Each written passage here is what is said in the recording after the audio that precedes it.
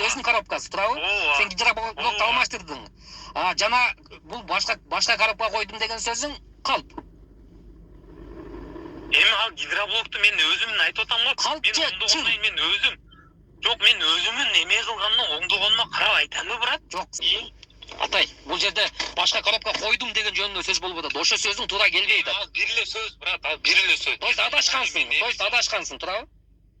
Ооба. Ассаламу алейкум туугандар. Видеонун маңызы өзүбүздүн кыргыз сервистер, өзүбүздүн кыргыз таксист бир менин братаным деп коеюн. Кантип алдоо жолу менен, эмне себептен алдоо жолу менен, мүмкүн силердин оюңарда бул алдаган эле кирбеши мүмкүн. Мен оюмча алдоо жолу менен кантип 95 миң алып койду.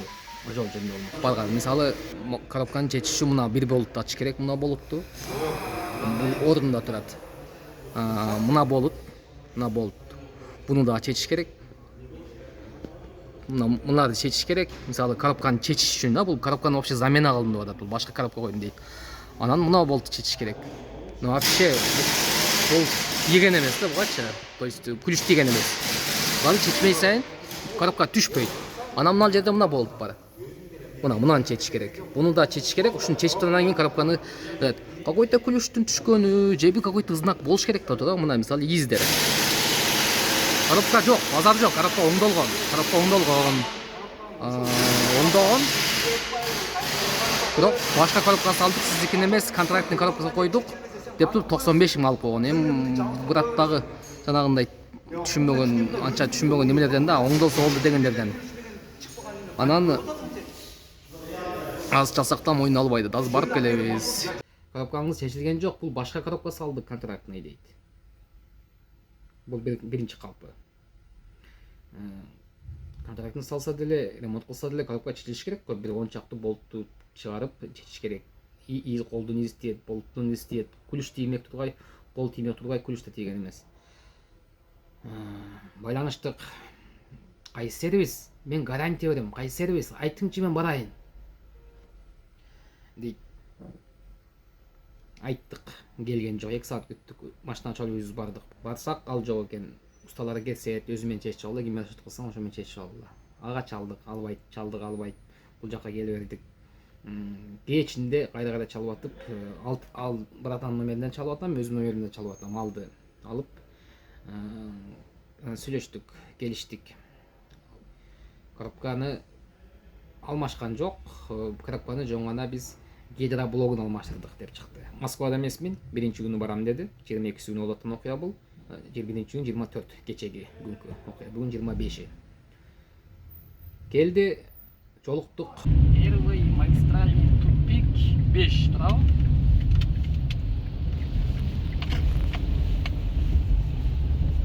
Полный чекти көргөздү. Мен башында сүйлөшкөндө, суббота сүйлөшкөндө айтканмын да, чек көргөзөсүң, кайда магазин алган көргөзөсүң, биздин гидроблокту көргөзөсүң эскини.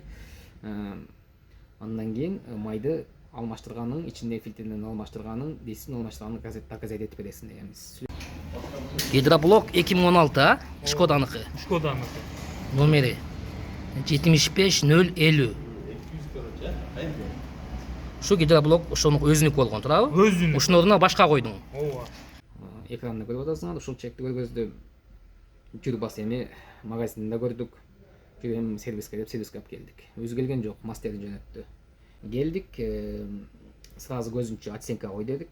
Оценканы мастерлерди. Ачылган эмес деди. Ага да айтты, ачылган, Кудай үстүнө турат деди.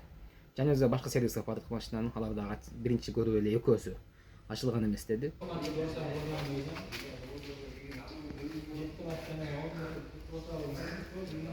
Коробка жасалганбы? Гидроблок алмаштым. Качан? Канчасы болду? 17-си, 10 күн болду элек. 17-син ачылды элекми? Ачылган, үстүндө Кудай турат. Мен өзүм жасагам, кантип билбейин деп туруп алды. Хорошо, ачылганга моюн сундук дагы ачып көрдүк.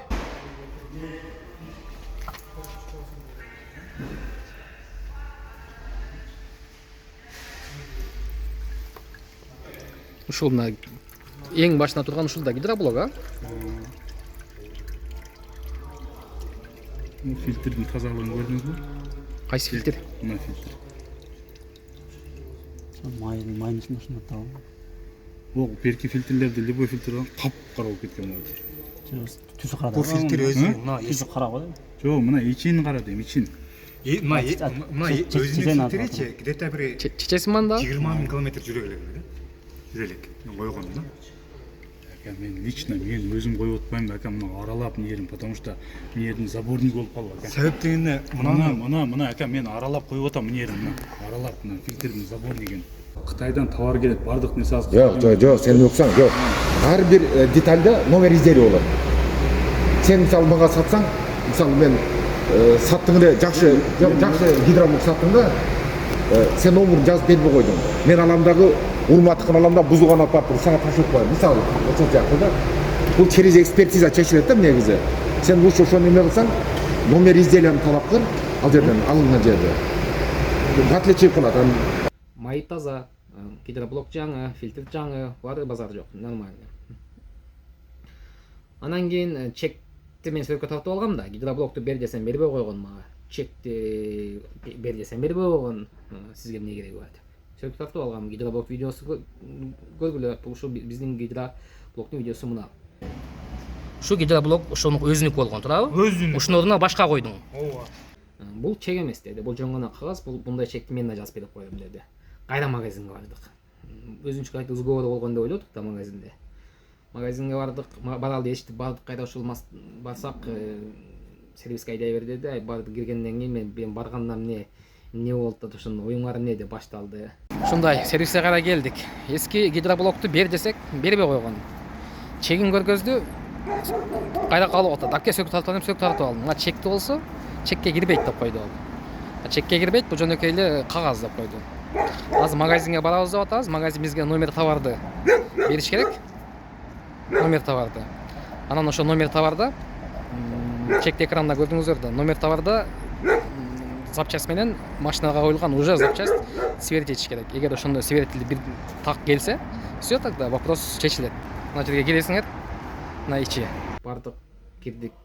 Ушундай. Мага көргөз номер товары керек. Мы хотим отправить на экспертизу десек, сразу эле компьютерден карап берди. Келип, кыйла издедик. Гидроблокту кыйла издедик. Вопрос да? Майли болду. Ошо 55 миңге алды деп атат. Чегин көрсөт, алды деп атат.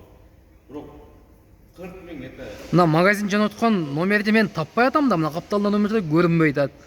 А магазиндеги жөнөткөн номер жөнөкөй эле заводской бир мындай моделдин номер болот дейт, бир рядтын. А мына жерде номер жок. Биз алмашылган неме дегенде 05 мына 75 050 деген албашылдык сиздин гидроблогуңуз деген сервисинде да ушул номер турат.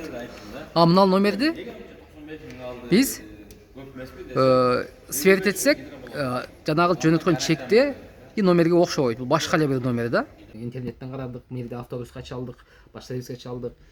Эч кандай буларда номер жок болот экен. Капталдын номер турат, ал башка эле номер.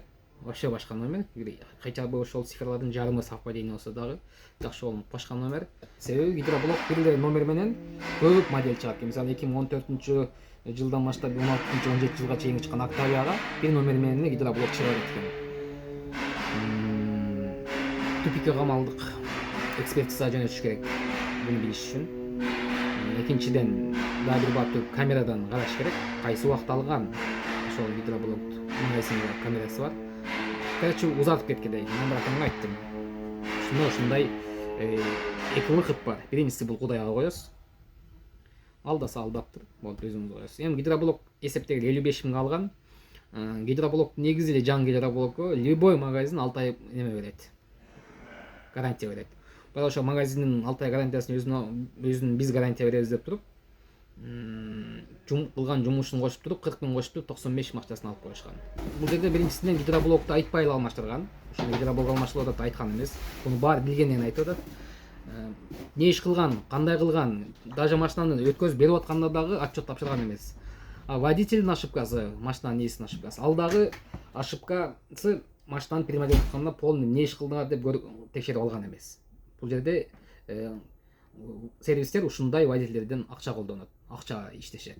Биринчи эле барганда почивный талкаланыптыр деген, анысына жооп берген жок. Андан кийин коробкаңыз полный ремонт кылды деген, анысы ката туура эмес чыкты. Үчүнчүсү коробка алмашылды деди. Акырында гидроблокко такалды. Алар билип атышат да, билген алдынан эле гидроблокко такайбыз, буну эч качан текшерип биле алышпайт. Ушундай туугандар. Кыргызды кыргыз алдайт, кыргызды кыргыз жайлайт деген заманда жашап атабыз Москвада. Автосервис иштеткендер көрүп калса. Ушундай ошибка кылбагыла, полный отчет тапшыргыла. Автосервиске барган өзүбүздүн кыргыз, неге кыргыздарга барат? Себеби орустарга барса кымбат айтат. Алар дагы ал жактын не только орустар, любой автосервисти алдаган аракет кылышат. Ушу кыргыздар алдабайбы экен деп, өзүн алдабасын деген деп барышат. Анан кайра набыр ушундай көп акчага түшөт. Моторумдан суусу кайнап кетип калды. Суусу кайнабай калганда бул тема ушул боюнча эле калып кетмек. Мага жаңы мотор койду, жаңы коробка койду, же коробканы полный ремонт кылган деп эле калып кетмек. Кокустан келип калып, биз кокустан билип калдык. Дагы жакшы, мен ылдыйга түшүп көрүп калып, сурап калып, сурабай унутуп койгонумда болсо bundan 10 күн мурун болгон окуя. Ушинтип өзүбүздү алдап жүрүп кай жакка барабыз? Же канча жүрөбүз? Негизи эле тынч уктай алышабы ушундай адамдар?